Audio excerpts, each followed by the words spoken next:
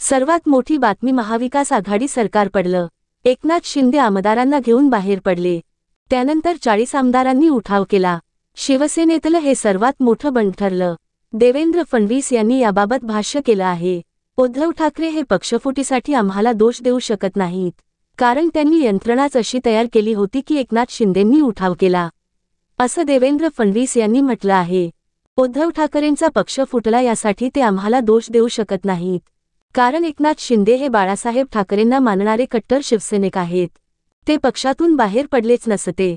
पण ज्यावेळी एकनाथ शिंदेंना हे कळलं की उद्धव ठाकरे आता आदित्य ठाकरेंना नेते म्हणून पुढे आणण्यासाठी आपले पंख कापत आहेत, सगळ्या प्रकारच्या तडजोडी करत आहेत आणि जे खातं एकनाथ शिंदेंकडे होतं त्याच्या बैठकाही आदित्य ठाकरेच घेऊ लागले होते.